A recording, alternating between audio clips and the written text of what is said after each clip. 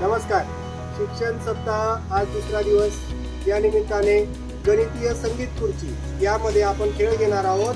4 अंकी संख्या वाचन, एकक, दशक, शतक, हजार या पद्धतीने आपण 4 अंकी संख्या वाचणार आहोत. सुरुवातीला आपण थाळीच्या आवाजावर गोलाकार फिरायचा आहे.